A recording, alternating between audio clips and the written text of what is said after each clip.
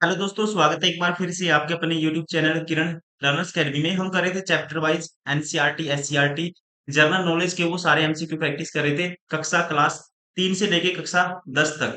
ठीक है ना। जो क्वेश्चन आपके एग्जाम दोस्तों बिहार का, जैसे बिहार शिक्षक का एग्जाम हो, बीपीएससी ट्री 4.0 शिक्षक कह सकते हैं।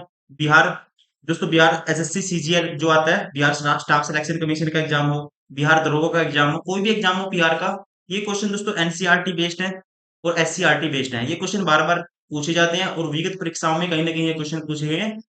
काफी यूजफुल होंगे आपके लिए अगर आप सारे क्वेश्चन लगा लेते हो। इसी बुक का हम करें वीडियो सोल्यूशन। टोटल 6300 क्वेश्चन है ये, 6300 सारे के सारे एनसीईआरटी और एससीईआरटी के ऊपर बेस्ड है।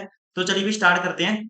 ये है कक्षा 6 एनसीईआरटी और जियोग्राफी के मोस्ट इंपोर्टेंट क्वेश्चन। टाइप 1, सौरमंडल में पृथ्वी। क्वेश्चन नंबर 2, अक्षुद्र ग्रह किन कक्षाओं के बीच पाए जाते हैं? तो दोस्तों ध्यान रखना है, अक्षुद्र ग्रह को कभी कभी लघु ग्रह के नाम से भी जाना जाता है। लघु ग्रह या छोटे ग्रह। अधिकांश अक्षुद्र ग्रह मुख्य रूप से अक्षुद्र ग्रह पट्टी के भीतर मंगल और बृहस्पति के बीच सूर्य की परिक्रमा करते हुए पाए जाते हैं। तो यहाँ पे जो राइट आंसर होगा, मंगल और बृहस्पति के बीच, ऑप्शन सेकंड इज करेक्ट। ध्यान रखेंगे आप। क्वेश्चन नंबर 5, निम्न कथनों पर विचार करें। ग्रह शब्द ग्रीक शब्द प्लानेटाई से आया है, जिसका अर्थ है घुमक्कड़। अपने आप में ठीक है।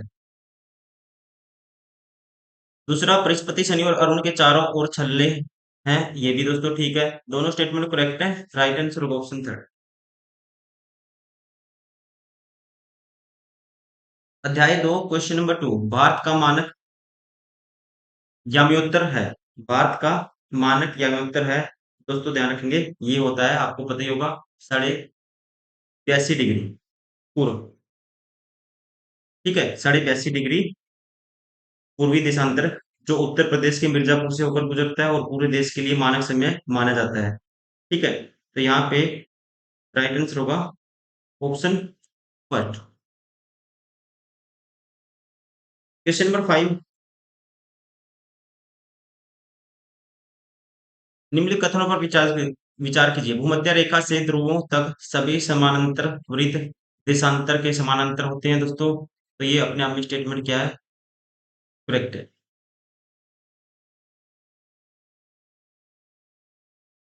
भूमध्य रेखा 0 डिग्री अक्षांश का प्रतिनिधित्व करती है, ये भी ठीक है। महाराष्ट्र में चंद्रपुर और ब्राजील में बेलो होरिजोंटे दोनों एक ही अक्षांश पर स्थित है दोस्तों। ये भी स्टेटमेंट अपने में करेक्ट है। तो राइट आंसर होगा यहाँ पे ऑप्शन 4।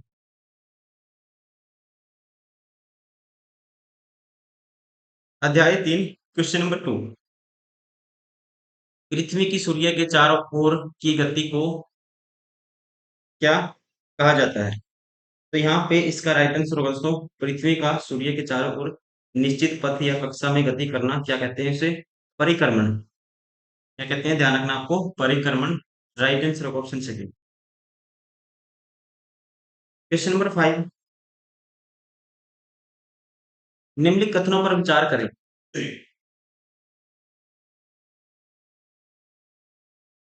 सूर्य के चारों ओर चक्कर लगाने में पृथ्वी को 365 सही 1 के 4 दिन लगते हैं। ये अपने आप में दोस्तों ठीक है। ठीक है, सूर्य के चारों ओर चक्कर लगाने में 365 सही 1 के 4 दिन, या कह सकते हैं 1 वर्ष लगता है। तो ये अपने आप में स्टेटमेंट ठीक है। पृथ्वी की दूरी जो एक काल्पनिक रेखा है, अपने कक्षीय तल से के साथ 66.5 डिग्री का कोण बनाती है, ये भी अपने आप में स्टेटमेंट ठीक है। दोनों ठीक है। राइट आंसर होगा ऑप्शन थर्ड।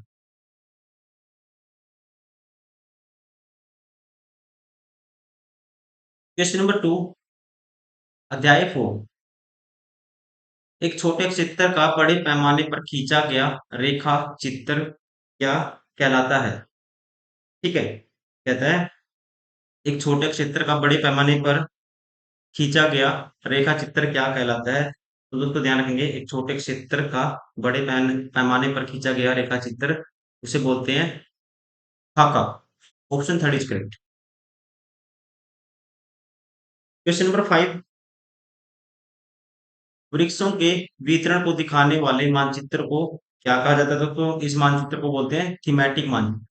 ठीक है, वृक्षों के वितरण को दिखाने वाले मानचित्र को क्या बोला जाता है? थीमेटिक मानचित्र।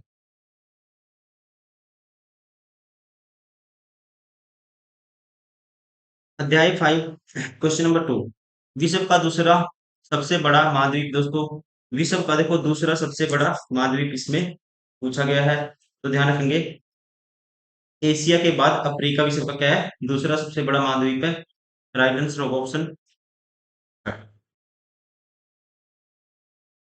Question number 5।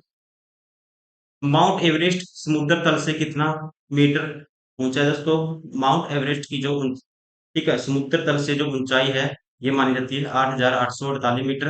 राइट आंसर होगा ऑप्शन सेकंड। अध्याय 6, क्वेश्चन नंबर 2। निम्न में से कौन पर्वत का प्रकार है? निम्न में से दोस्तों कौन सा है जो पर्वत का प्रकार है इनमें से? ठीक है, देखो वलित एक पर्वत है। हम हिमालय क्या है? वलित पर्वत का उदाहरण है। परमसो परमसोक्त पर्वत ये भी पर्वत है दोस्तों। ज्वालामुखी पर्वत सारे के सारे पर्वत का उदाहरण है। ठीक है, पर्वत के 3 प्रकार हैं जैसे कि वलित पर्वत, ब्लॉक पर्वत और ज्वालामुखी पर्वत। तो यहाँ पे जो राइट आंसर होगा ऑप्शन 4 उपरोक्त सभी। Question number 5।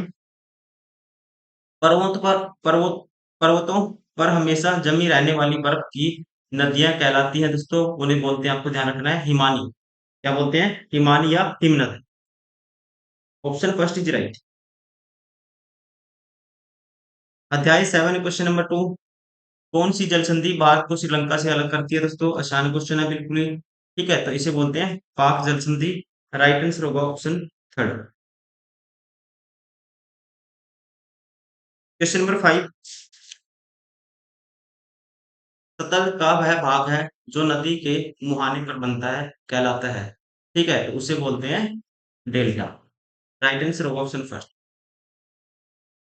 अध्याय 8, क्वेश्चन नंबर 2।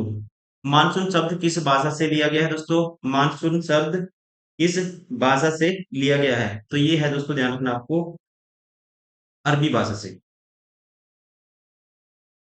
ठीक है, मानसून शब्द अरबी भाषा के मौसम शब्द से बना हुआ है, जिसका अर्थ है मौसम होता है।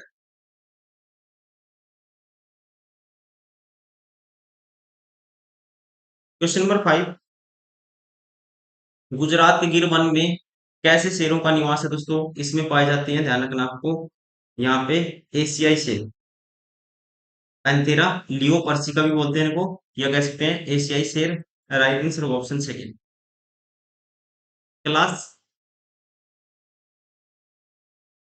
वो नेक्स्ट वीडियो में कवर करेंगे दोस्तों, ये वाला टॉपिक नेक्स्ट नेक्स्ट वीडियो में कवर होगा, पॉलिटिकल साइंस का। तो इस वीडियो में इतना ही, मिलते हैं नेक्स्ट वीडियो में। Thank you, bye bye, take care.